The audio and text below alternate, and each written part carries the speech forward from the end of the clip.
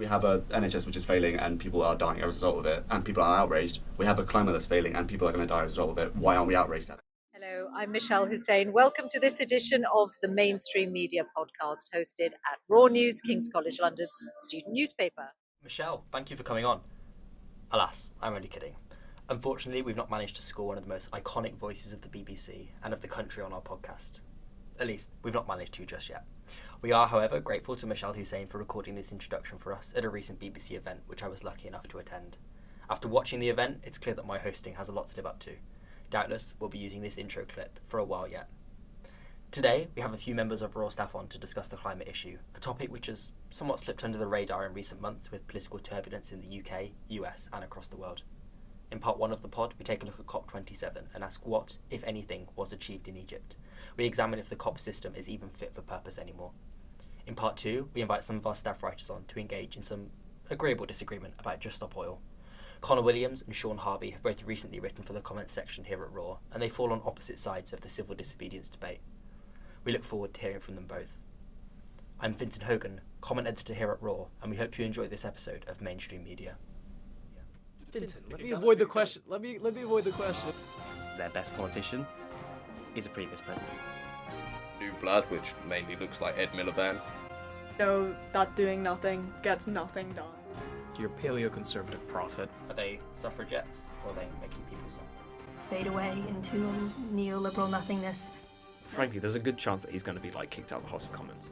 Way back on the gravy train. That's not going to happen. They are actively trying to undermine the democratic decision that was made in 2020.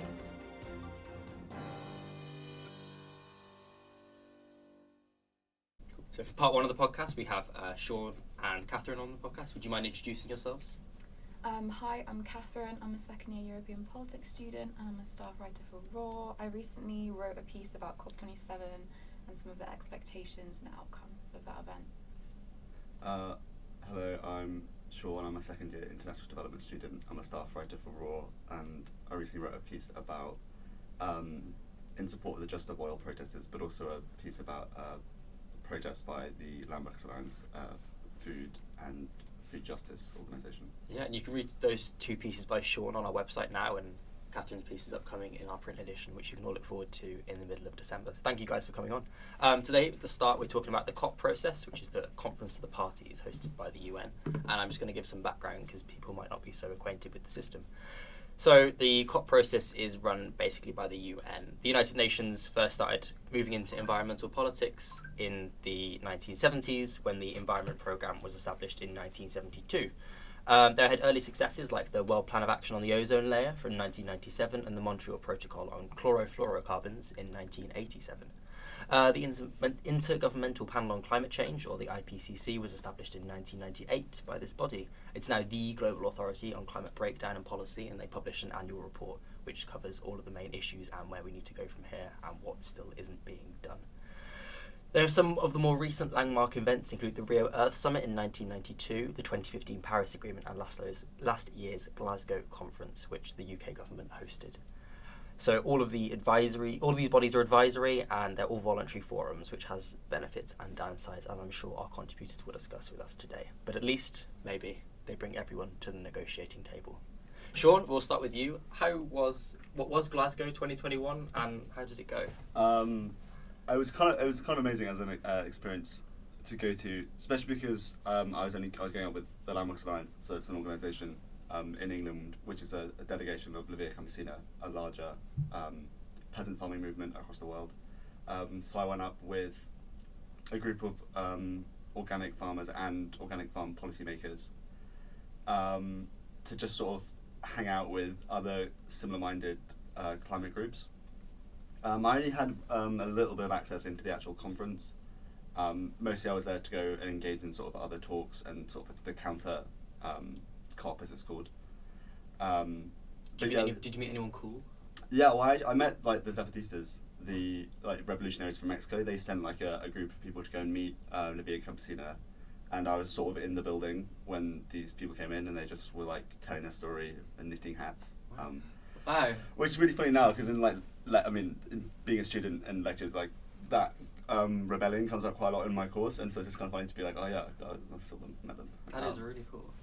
So what's the actual? Because we talk about COPs, and most people will know what COPs are, but on the ground, what's it actually like? Is it one big building? Yeah, I mean it's like a huge. I mean in Glasgow it was several different conference centres, but you have also this like outer pavilion space where you basically pay for space for your organisation, and that could be a country or a. I mean most of the time, it's like oil companies just hang out. Like it's a networking event really for both the countries, but also for NGOs and larger companies. I know for COP27, just because that's a bit I looked into, you pay for your space, which means that the majority of space is taken up by those who can afford it. So people like Saudi Arabia and other oil exporting countries have massive amounts of pavilion space, whereas poorer countries, which are most predominantly hit by the climate emergency, don't have much space at all. It's like Bangladesh and I think Myanmar had like tiny spaces compared to Saudi Arabia and Shell. But was there any sort of? I didn't know that oil companies have such a large presence in them. Was there any conflict or distrust between people there, or was it fairly good-natured? I mean, like in the actual conference, not really. Again, because everyone's like it's really. I don't know. It's so cynical to say that COP is basically a lie and it's just there for show. Like I didn't want to come on and say that because like it's a bit of a. Is COP a lie? Well, no, it's just like a pointless thing to bring up. Because it does help in some things, but the actual conference itself is a bit of a show. It's a networking event disguised as a political conference. Like it's for countries to go in. I mean, admittedly, countries go in and they say like, what climate policies can we come up with, and you have that networking. But you also have networking between massive corporations and companies and smaller groups. It's not a system which is going to produce results easily, which is why it takes 20 or so years to pass. That's interesting. That's basically, I've got an interview with an environmentalist author, John Elkington, coming up in the print edition alongside Catherine's piece, and he says something very similar. He says the COP process has been a profound failure. Catherine, do you agree? Yeah, I mean, I heard someone say that it's a bit of a Eurovision for the climate, so like, I think timing is a massive issue as well. So like, the main decisions being passed during the last 2 days, and this year, you had, I mean, it went over through the weekend, and you had people like who are trusting to make decisions for things that are affecting the whole world, and they're running on. It's always it's an 11th hour thing every time, isn't it? Every year. Yeah, and I feel like I went to a conference on Monday where it was 4 people from King's who went to the COP27, and they said the first half of the week sort of felt like nothing was really going on, and the last few days you have people like, okay, now they start panicking because it's like they need to start passing things, and especially because it's running over, people are so tired that they sort of have to like try and keep themselves awake to struggle for what they want to get past. And I thought that was quite interesting that they said that was quite a big theme. Like, yeah, that kind of speaks to what Sean said about networking. And looking back, how was Glasgow 21 perceived? Was it success or a failure? I mean, I think it was a failure, like all the other COPs. Again, like I mean, like plenty of people were able to say, oh, there was this was passed, but also like again, the narrative comes out as. I mean, even when I googled COP27 just to read a few articles before coming on here, like you have from the Guardian to like the Financial Times being like this was pointless. Like there's a kind of mild general consensus about the fact that it's not really a process that works. And the same what you said about the rush. I mean, I think I was only at COP26 for 10 days out of the 2 weeks or whatever how it went. And the first few days is crazy. You have all the A-list politicians come in, like Boris Johnson and. All the leaders just flew in, and then after 3 days they all leave. And then you get to the end of the week, and that's when all these people like. Okay, we can be cynical about that, but isn't these A-list politicians? They really are raising the profile of the climate issue, no? Or are they not? I mean, not really. Like you'd expect a politician to care about, like you expect your leader or prime minister or president to care about the cause, and so them showing up. I mean, a bit like Rishi Sunak was almost not going to go to Egypt, and it's like, why wouldn't you? Like, what was the significance of that U-turn, Catherine? Well, I mean, I sort of disagree. Like, I understand that there's the talk that COPs don't achieve anything, but I think you sort of have to. I mean, as Sean said, it's sort of the only way to make some progress, and it does bring it on into public media every single year, and I think that's really important. But yeah, the fact that Rishi Sunak did attend, he gave a speech that talked a lot about like committing to climate funding, and I think that brought a lot of attention to Britain and how they were trying to. If Rishi Sunak didn't go, I think there would have been quite a lot of criticism. Yep. But also, there's quite a few activists and international organisations that were against this COP just because of the fact that it was in Egypt. Yeah. Why is that? So, well, it's connected to Egypt's poor human rights record, so they don't have a very good track record with freedom of assembly and freedom of speech and expression. And so, like, Greta Thunberg signed a petition in the lead up to the COP, which was also signed by Amnesty International and like over 70 other organisations, that basically said that no justice could be made without COP having sorting out sort of their civil society issues in Egypt. Do you agree with that? I think so. I think Sean was talking about what COP is, like different sections. So in Egypt there was a green zone and a blue zone, and the green zone was sort of where you could go, like anybody could come and express their views and protest, but you had to register for this green zone and you had to be a member of an organisation. It was quite hard for certain people to access.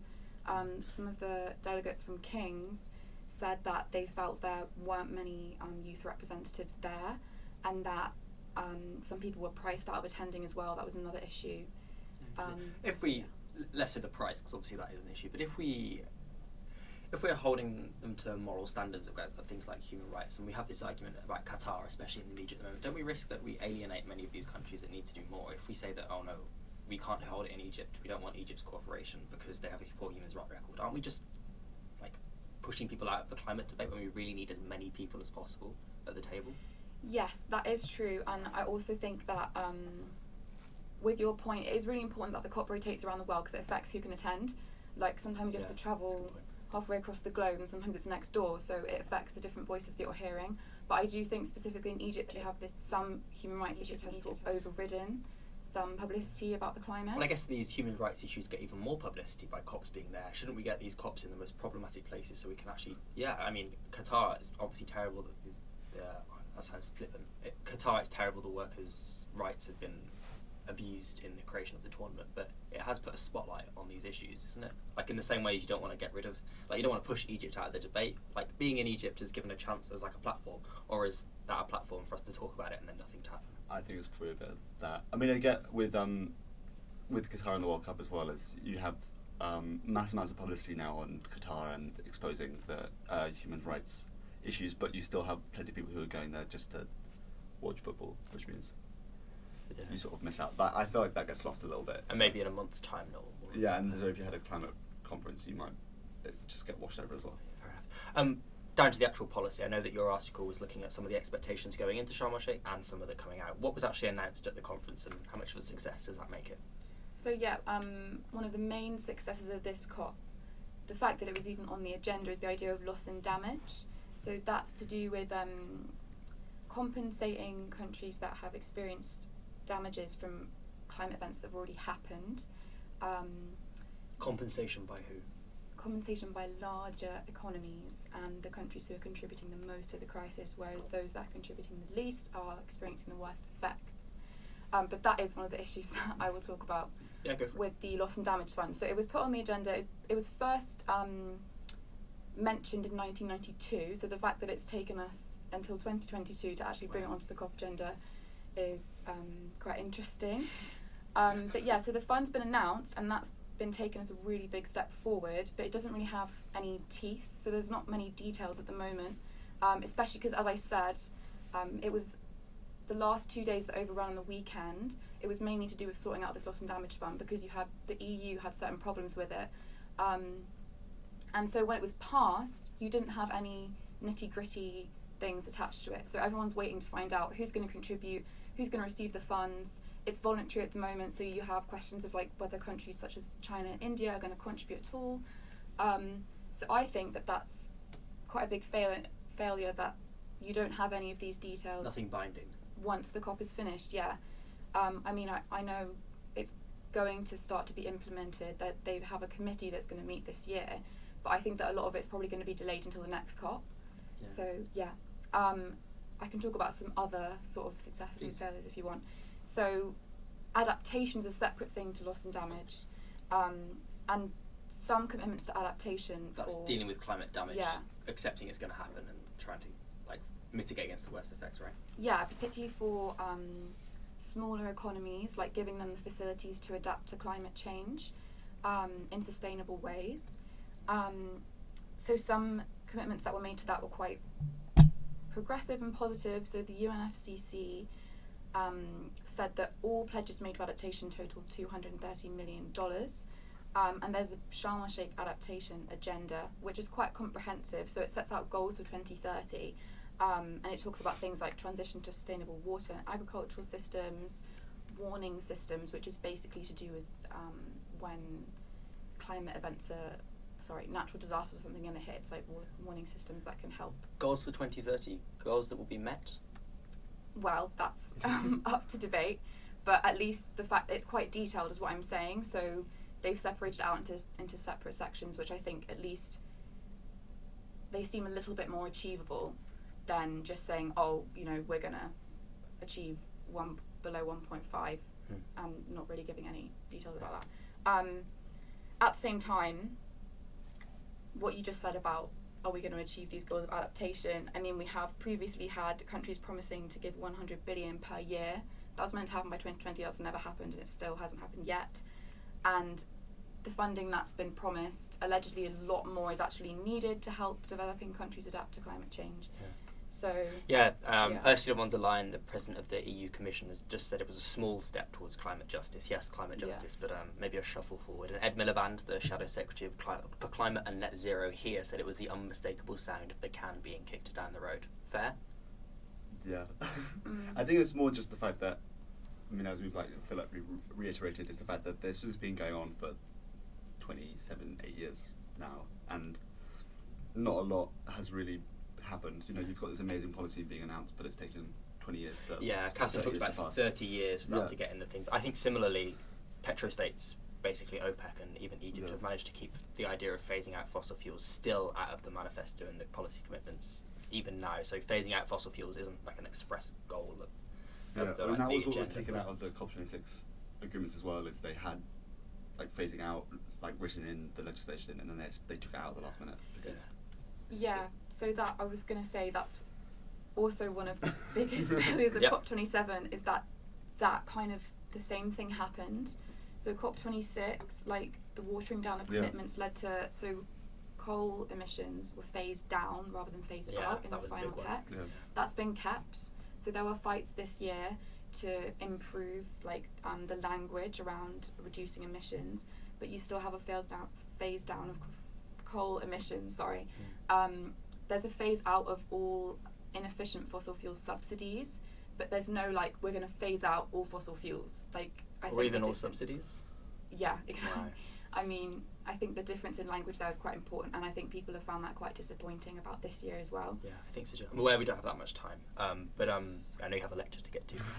COP28 is happening next year in Dubai. Is this going to be similarly like a sham, maybe fair? Or are there really no better forums and we need to keep committing to this because there's nothing alternative that we could do? I feel like since after Paris, the subsequent ones have been so disappointing. I think if there's more disappointment coming, I think Paris was the 2050 COP, which had a landmark agreement on reducing carbon emissions. 55% of emissions covered by 55 major countries were promised pledged cutbacks. So the ones after that have been disappointing. So I think if that trend continues, I think it was more likely it would just lose its validity as a conference. Isn't that damaging though for the climate agenda? If the main forum. But I don't know. There's as we've mentioned, the fact that countries have pledged to commit this money and they don't. And even with the phasing out of fossil fuels or phasing down, there's also these issues with capital issues as well. We currently have energy crisis now. Where are we going to get that energy from quickly? We have to rely on existing infrastructure, and at the moment that is fossil fuel infrastructure. And I think that's a lot with other countries as well. And so you either need to start working with really, really quick progressive policies, or you have to sort of rip up the entire system. And since that's not really possible, you've talked about changing the system. Rishi Sunak said more has to be done in a 3-sentence statement after COP. What more should the UK be doing? He seems to be laying the blame on other countries for maybe not committing as much as they should. But what should the UK still be doing? Catherine. Just to mention, with COP28, I do think that although it's really frustrating that progress is so slow, you do have tiny improvements each year, and I think that's really important. And I think the UK needs to focus on committing itself to what it's already promised before it makes any other big promises. With the UK, the pushback we get sometime here is that we're so small, we don't emit very much. What's the point of us doing it when China's going to keep emitting enormous quantities compared to us? What's the point of the UK doing anything at all? I mean, we're quite a big political global player, so we can sort of push pressure on other countries. And I think, especially in terms of the loss and damage fund, countries like the UK and the US, like obviously the US is a lot bigger than us, but I think that we have quite... Do we owe a moral debt to pay back some of these countries that are suffering the worst of climate change?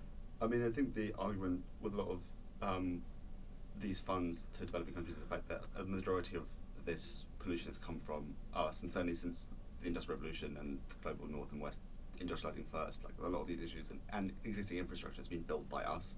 And so since we're root cause, we can't really expect, and it's affecting them the most. So that the loss and damage fund was, I think, first proposed by a group of island nations, since they were the ones who are going to be impacted the most. And they can't afford to fix it. It's like, well, you guys caused it, so can we help?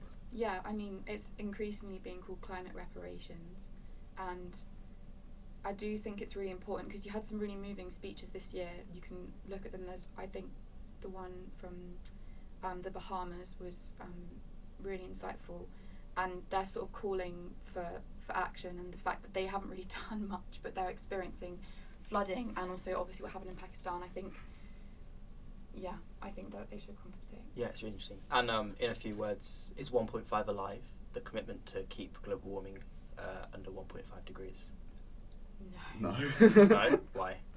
I mean, so John Kerry, US envoy for climate change, he said that, I mean, there was an article like John Kerry is keeping 1.5 alive, blah, blah, blah, but he literally said at the end of the conference, so it's been announced that all of the efforts we've said this 2 weeks will keep us to 1.8, which is, I mean 1.7, sorry, it was 1.8 in COP26, which is obviously not 1.5, so I think we need to aim to keeping it exactly that number and below.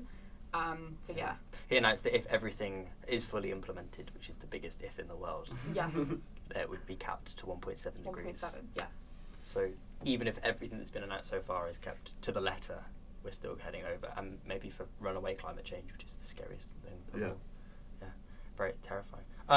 So the US has led some of the climate policy. You talked about John Kerry. Aren't they talking out of both sides of their mouths? So they've led this. They've put the political clout behind the loss and damage fund, but they've also released those of gas reserves because of the effect of inflation to try and keep gas prices down. Are the US government massive hypocrites? Yeah, I think also the US military doesn't have to publish their carbon emissions either. So they've got the biggest navy in the world, and they don't have to publish their emissions. So I think as like a global superpower, they have the responsibility to be at the forefront of most political events. Are they at the forefront now? Well, I think they're still like a big players in the debate, but yeah, as you said, like they're also massive hypocrites. So are they hypocrites, or are they just balancing the political reality? No, I think they could be said to be hypocrites, but I do think that their voice does still really matter in sort of, they need to be seen to be on board. So all the claims that they make at COP and all the things that they were talking about with keeping 1.5 alive was important, because you need to show that the US has it on their agenda, but then the reality is would any US president be any better? Because at the moment we have a Democratic president, and which is generally more sympathetic to the climate movement, but any US president is going to be beholden to the wills of most American people and inevitably end up in the centre on this issue. Can we expect any global leadership from America on this issue? That's pretty much everything. Yeah, that's my answer. No, I'm not sure. I mean, in terms of Biden's leadership, obviously the elections has just happened, so I think whether that went good or the midterms, like not the elections. Whether that went good or bad would have affected kind of how far he wanted to commit to certain things at this COP, which I think would be quite important to consider. Like politics really plays into this 2 weeks, and I think like how fully fledged people are ready to. Before I let you go, I'm going to ask you we're pretty pessimistic, cynical people on this podcast. What's one thing that you are genuinely optimistic about as the outcome of this COP or moving forward? I think from my own experience at COP26, it's really, really cool to see the amount of people who are really, really passionate and caring about the climate emergency and are willing to help and get involved. And so and the sort of counter movement away from the actual big, glossy, shiny building events, the other events that go on around the COP events are really, really cool, and it's an amazing network for grassroots organisations, especially from these countries which are going to be affected the most. And so there's that element of the COP is really, really good. Yeah, I think the fact that loss and damage has been talked about this year gives me quite a lot of hope that smaller players might have a bigger voice next year, and that we might have less of a top-down kind of system of climate policy. Yeah, thank you very much. We'll have Sean back for the second part when we talk about Just Stop Oil, climate protest, and the idea of civil disobedience. But thank you very much, Catherine, for your contribution, and we hope to hear you back here for part 2.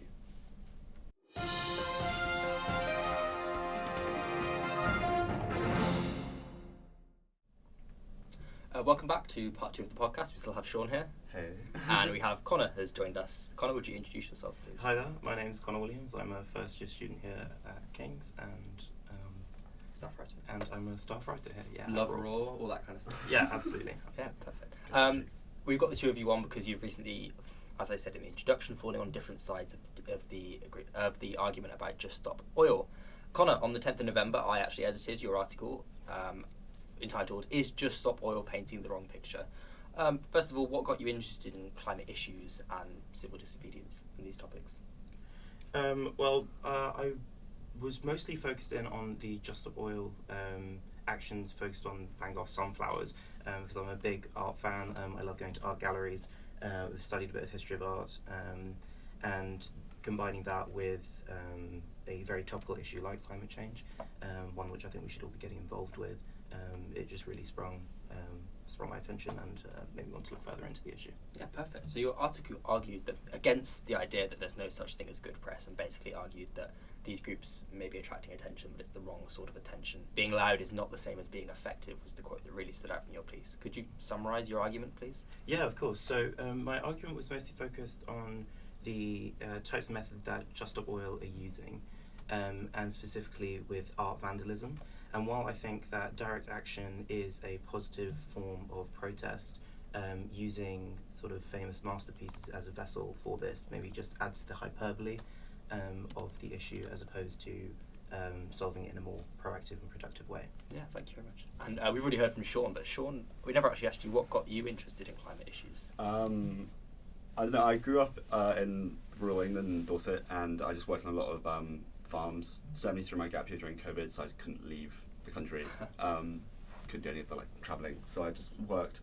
No interrating for Sean, he's shoveling muck. Yeah, genuinely. I worked on a few small holdings, a few organic farms.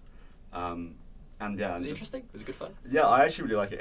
It's a bit weird to say, but there's something really, really romantic about you hear all this thing about being connected to land and getting into nature, but actually it's real, and you do experience a bit of that. And so would you do it as a summer job again?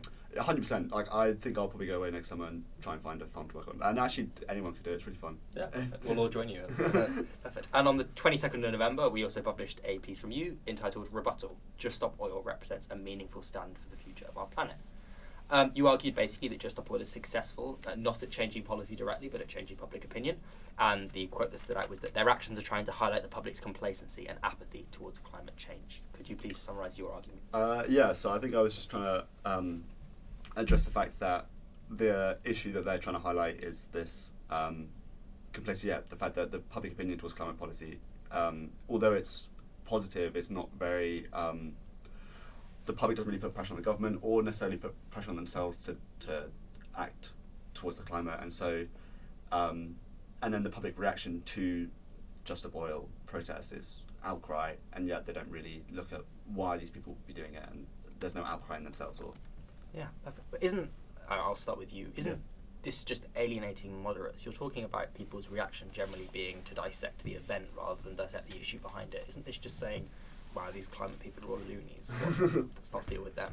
Yeah, I think that's. But I also think that is kind of the point of what they're trying to say. Is like we're damaging, we're vandalising art, and you think we're crazy for doing that, but we think you're crazy for not recycling or still driving polluting cars or still doing all these other issues. And like, who are you to call us out for doing something that we really believe in?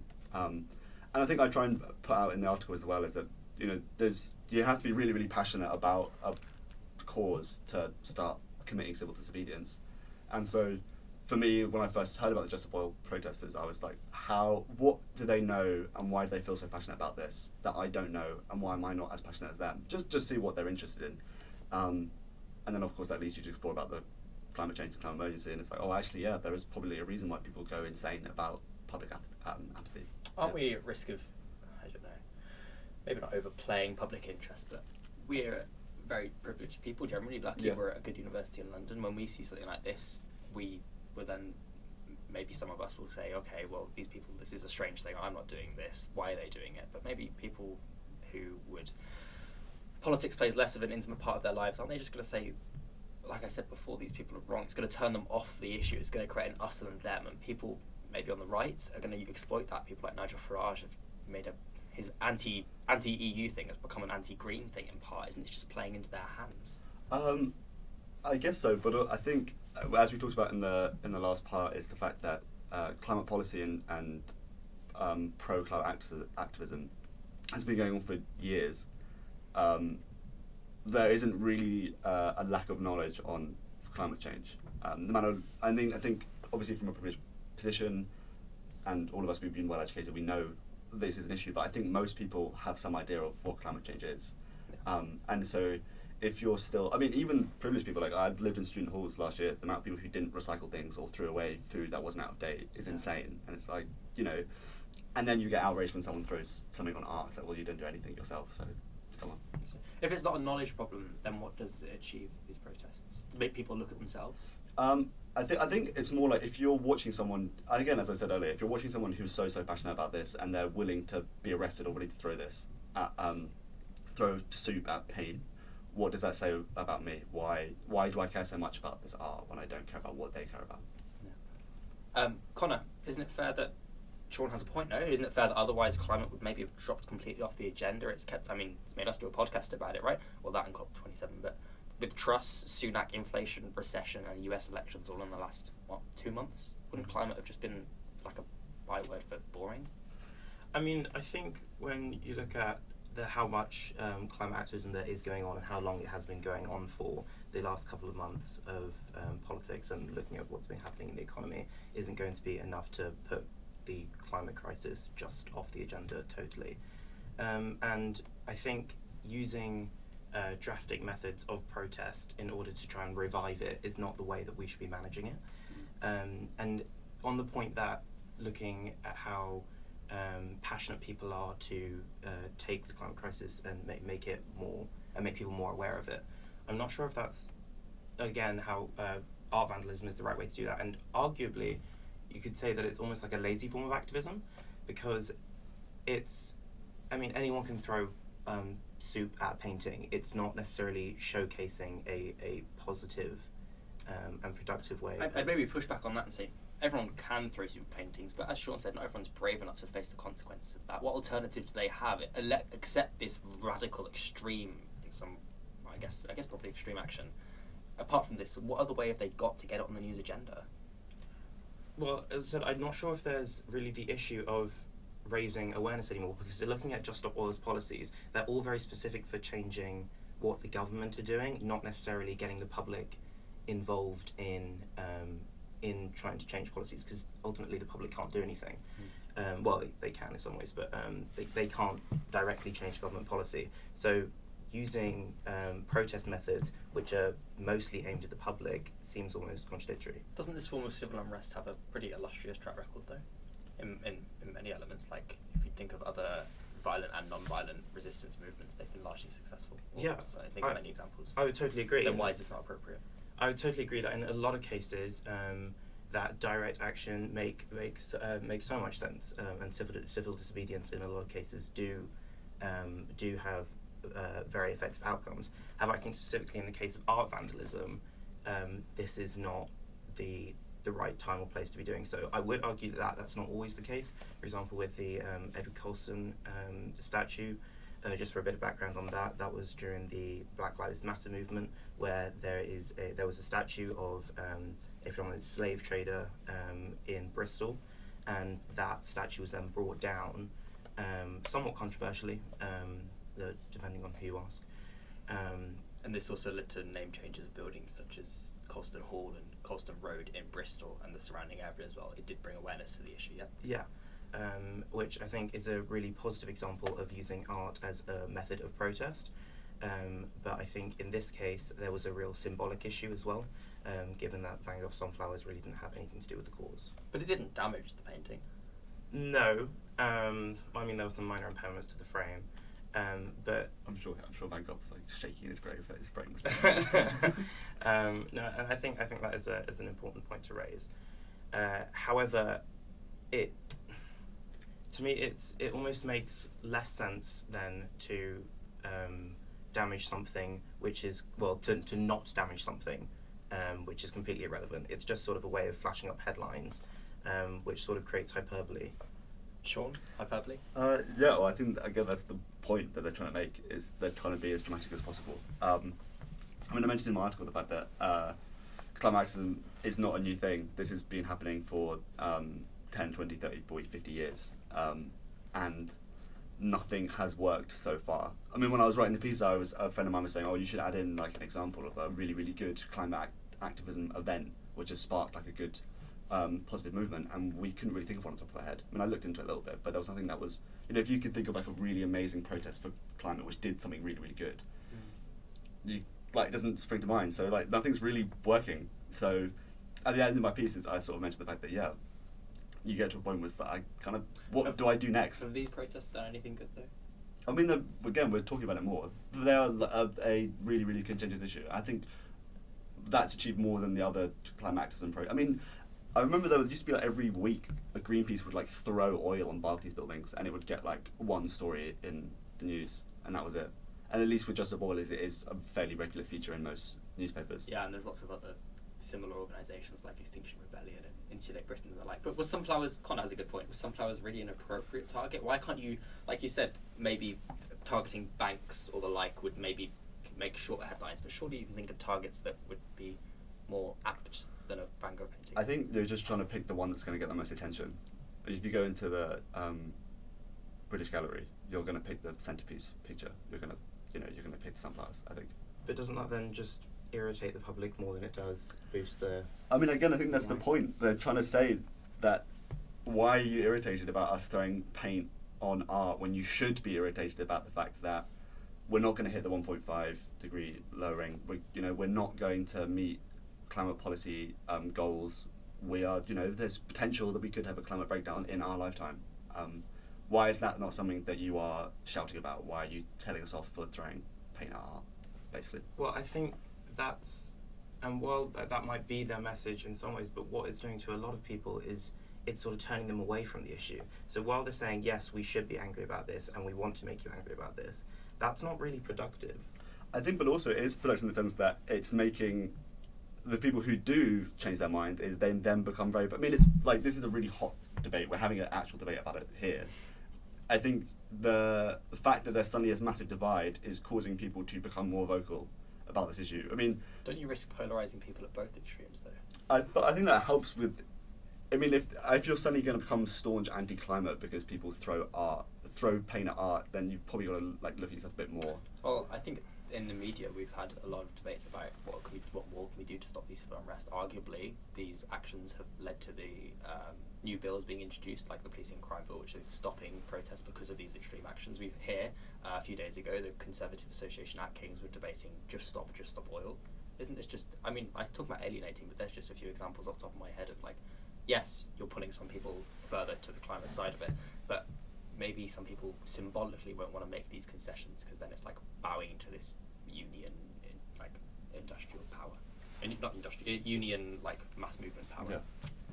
Is that not an issue if people, especially on the right in Yeah. UK politics. If the Conservatives make it an agenda of, in the same way that Thatcher was to crush union power, if they're crushing these people, that you can easily portray it as, especially I think Insulate Britain or Exile were like stopping tubes before. Isn't that just? Would you draw the line at that because that just makes it unpopular?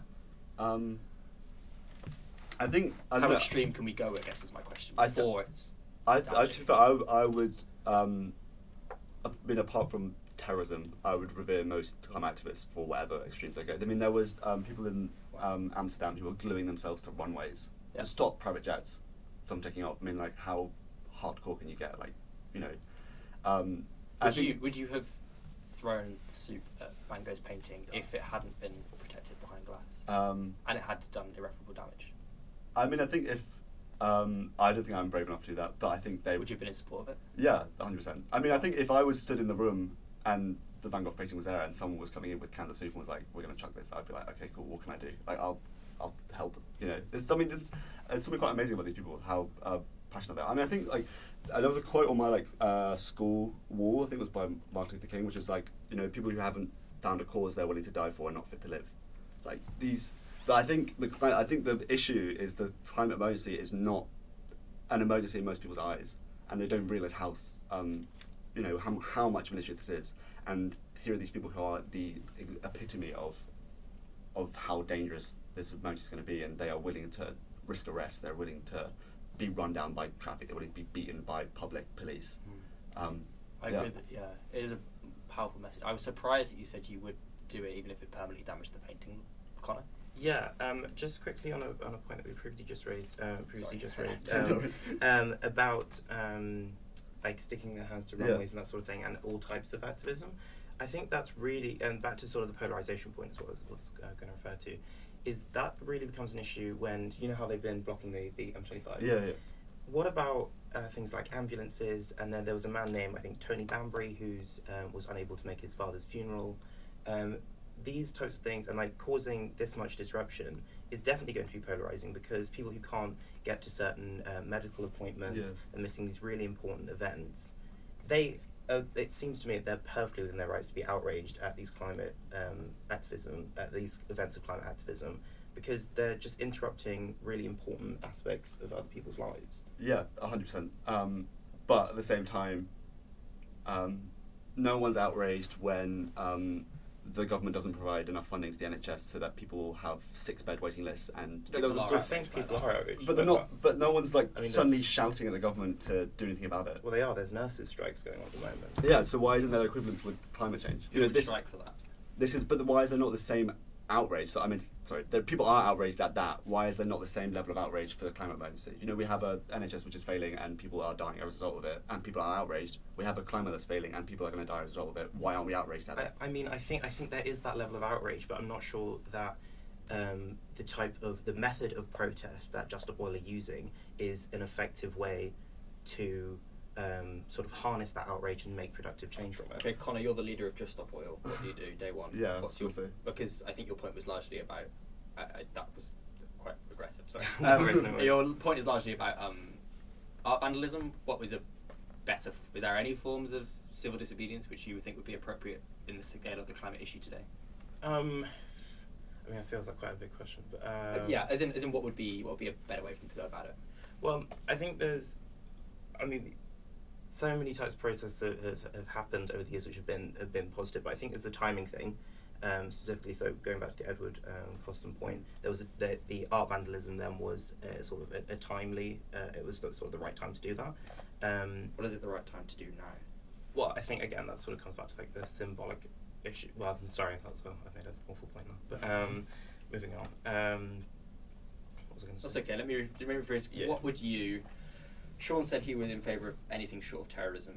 What are you in favour of in terms of, because obviously you care about this issue a lot. I'm not suggesting in any way that you, with the kind of apathetic audience, but what would be a better way to do it? Is it just like protests and march, for example, like with the Iraq War? Would that be a better way to organise about it? So I think with the climate issue, again, even marches, despite creating a lot of sort of talk about the issue, and they can be really positive, but then there's also the point that when the Extinction Rebellion protests were going on, it also cost the Met Police like £37 million. So price worth paying? For I don't know. Again, that's quite a... Sean, perhaps worth paying? Probably, yeah. Like, yeah. Again, I think it comes back to if this is... There is enough literature about the climate emergency to say that something almost apocalyptic could happen in the next 100 years. At that time, is anyone going to say, shame we spent that 20 million on the police? But Connor's right that these actions lose their effect, though, right? So he talked about in his article, and I think it was quite indicative of the point that I didn't even know this had happened, but a German group threw potatoes at a German masterpiece, and this has happened so many times. Doesn't it just lose its message? Isn't it just activism for the sake of activism rather than for awareness? If I could, so my I think the point that I would raise is that the type of activism that I would be in support of is sort of more more activism that I would personally find more inspirational. For example, like Greta Thunberg, when she sailed across was the Atlantic? Yeah, and I mean in-depth research into the climate issues, and then things that I think everyone can get behind, as opposed to just being totally controversial. I think that type of activism is potentially more productive. No, perfect. But Sean, going back to thank you for coming back. But Sean, going back to the point of these actions are just get lost in the same way that the Barclays thing's got one news bulletin. These are getting one news bulletin now. Yeah, but I think that, again, that is the point that they're trying to make. No one is taking us seriously. I mean, and rightly so. It's as you said, if you're a fan of art, if you're a fan of history, it's going to piss you off that people damage art. But all forms of protest have been tried with the climate emergency. People have been doing this for a long time. They've tried. And now there is more awareness more than ever, though, no? Yeah, but no one's still doing anything. We still haven't made much progress. It's not that no one's doing anything. No one's doing anything, but we're still not making massive amounts of progress. I mean, I think as well, the public apathy is, I think, is a small problem, which admittedly the Just Oil might not be the most effective way of changing that, but it does suddenly spark the debate of, well, it should anyway, I think, of why do these people care so much and I don't. I think that's, and which I think is not necessarily the public's fault for not getting that message. I think the focus on Just Oil gives them a little bit of injustice by the news reportage. But when you see them, there's a footage of the police carrying a protester away, and she has this really amazing, concise, eloquent interview with a journalist as she's being carried off. And I feel like that was broadcasted because of how cool it looked, but also, the message I don't think is really conveyed in reportage of it, because it's really easy, as I said in the article, it's really easy to hyperbole this. You were talking about earlier, you couldn't think of examples of environmentalist protest movements or civil disobedience have been successful. I have thought of one since. Maybe you could argue that the movements in the 70s and 80s towards animal experimentation, which led to large numbers of sit-ins and break-ins and mass releases, was arguably successful in raising the public image of the issue, but actually the real changes came when policymakers got behind it independent of that. Surely that's an example of where these things maybe even held up the issue because it was associated with the kind of hippie movement of the 70s and 80s rather than actually what most people want. Surely you could argue that that's an example of ostracization of the sort that Connor is worried about. I mean, I guess so. But, and actually as well with the, there has been really amazing climate progression policy, as was mentioned before, about the issue of the ozone layer has not really talked about anymore because it was fixed. And again with the hippie movement, I don't know, I just feel the attitude is not, people's attitude haven't changed really. And I don't really see why it hasn't, even though we've had hippie movement in the 60s and free love, and in the 70s with all the, again, more protesting by people, and there was a general atmosphere in Britain about Thatcher government wasn't doing so well to working people. And again, now we still have issues of striking again. Like, what again, I mean, my question more is, why is this people's attitudes not changing? As you said, is it because people are polarised by these, or is it because there's just not really a want to change? It's very interesting. How will these people be remembered? In your article, Sean, you said, quote, they'll be remembered as heroes, or at least you hope they would. Yeah. And Connor, you suggested that they maybe fall into more of a cliche trap. Are they suffragettes, or are they making people suffer?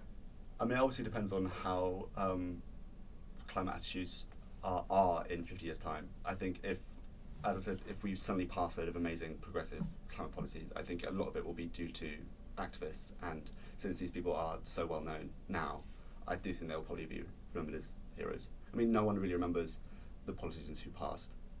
Like, amazing. When you think of suffragettes, you don't think of the politician who passed the bill. You think of And Tony Pankhurst. kind of fair point that it's the suffragettes that are remembered, not the suffragists, the non-violent, non-civil disobedient movement.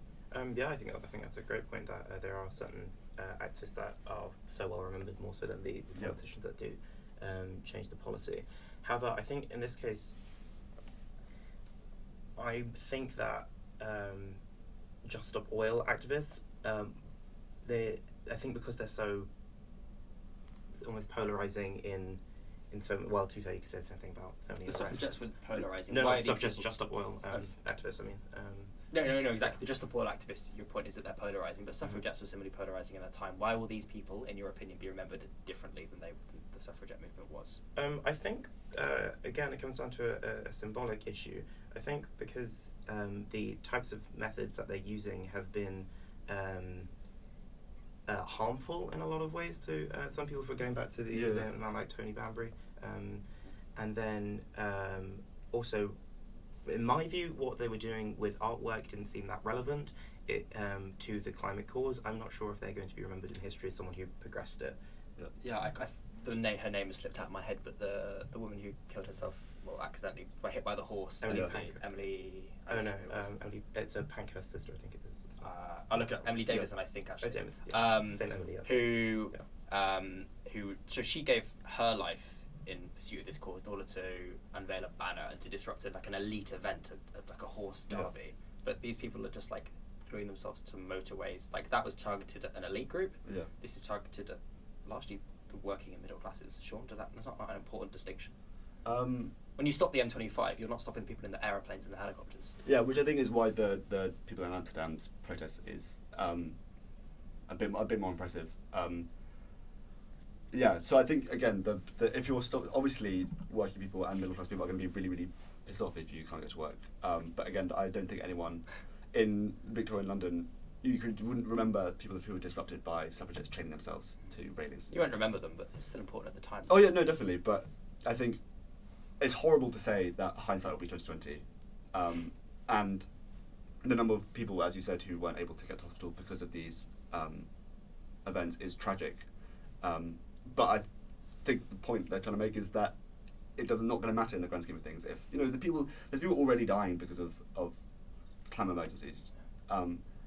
Why is the life of this tribe or people in an island nation worth more than the English man who's having a heart attack on the M25? I mean, it's horrible to say, but I think it's a trade-off. Yeah, that's the debate we have to sort of have. So if the trade-off is so clear that it's definitely worth it, even if you run these risks for the examples that Connor has brought up, would you be in favour of more violent protest?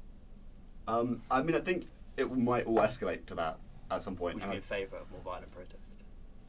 If policy isn't changed over the next 10 years and activism gets more violent, I think I'll of course continue to support. I mean, again, aside from actual physical violence, but at the same time, if nothing happens in 50 years' time and people start rebelling and revolting, then I think I'd probably be one of them. If there's no progressive climate policy in 50 years' time or 30 years' time, I don't know, in 10 years, but again, probably. Okay, right now.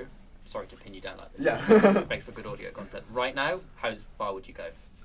What is proportional for this? You've talked about a kind of trade-off, and to some extent, I would agree that maybe this awareness, in theory, could balance out the disruption caused here. But in theory, how far would this go now?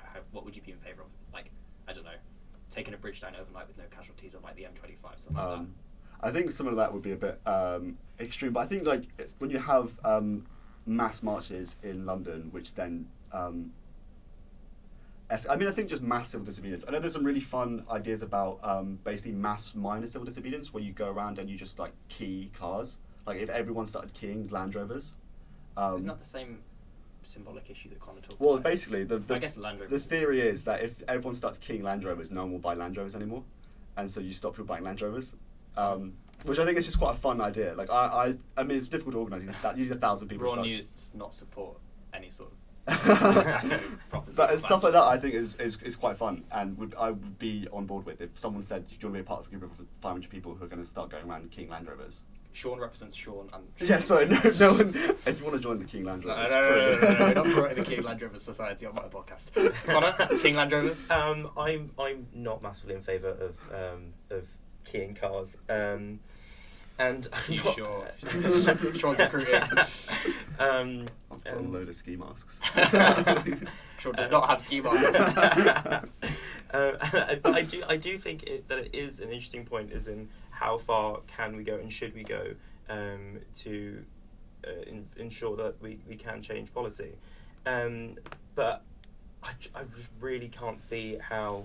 And I mean, I guess in my view is that we should try and get as many people behind the cause as we possibly can. And in order to do that, being massively polarizing is already going to alienate a huge group of people. So by more positive activism, I would suggest, rather than I don't like keying Land Rovers or throwing soup at paintings, which are so loved by the nation and globally, I think alienating such a big group of people wouldn't be as proactive as more positive forms of activism. Like, I mean, everyone loves Blue Planet, right? I mean, who doesn't love Blue Planet? And that is David Attenborough's sort of voice for activism, right? And it's one which everyone gets behind and everyone starts to and can appreciate. Yeah. And I think that's a far more proactive way of promoting the climate crisis and getting people to think about changing policy than being as divisive and destructive as Just Stop Oil have been. Okay, thank you to both for coming on. I have to say, this has been one of my favourite episodes. It's been very interesting. If you have an opinion on this or other topics, please come and write for us at Raw. Comment pieces in particular should be the place for this kind of agreeable disagreement that we've had today.